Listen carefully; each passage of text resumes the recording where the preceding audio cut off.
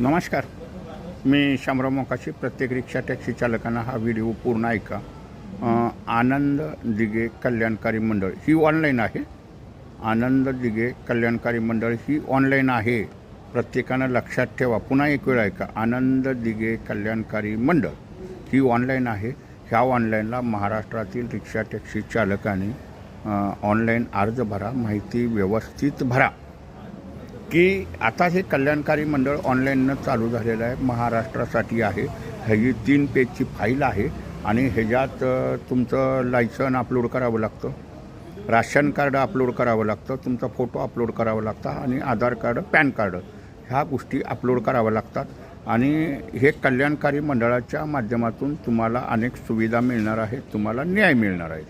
आता हे राज्यभर चालू झालेलं आहे. कोड नंबरवरती आहे आणि शासनाचं हे मंडळ आहे. त्याच्याकडून तुम्हाला काहीतरी न्याय मिळेल. हे प्रथम पहिल्यांदा लक्षात घ्या. तुमची जबाबदारी आहे प्रत्येकाची ऑनलाईनला अर्ज करायची. ऑनलाईन पुन्हा ऐका.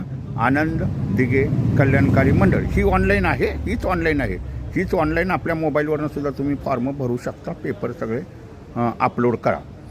आता कोल्हापूर जिल्ह्यासाठी जिल्हा कार्यालय म्हणून कोल्हापूर RTOमध्ये हे कार्यालय चालू करा आणि 2 कर्मचाऱ्यांची तिथं नियुक्ती करा म्हणून मुख्यमंत्र्यांच्याकडे आम्ही मागणी केलेली आहे. आणि आता ही ऑनलाईन कार्यालय आहेत. परंतु जर कोल्हापूर जिल्ह्यातील रिक्षा टॅक्सी चालकांना काय अडचण झाली, म्हणजे आता ही योजना मोठी आहे, ही लोकांना न्याय मिळत राहील आस्ते आस्ते जसं लोकांना कळेल. आत्ता हे 8-15 दिवसात जवळजवळ 10-11 हजार मेंबर झालेले आहेत. ही ऑनलाईन प्रक्रिया असल्यामुळं लोक भरतात अर्ज. आता लोकांना कळालेलं आहे.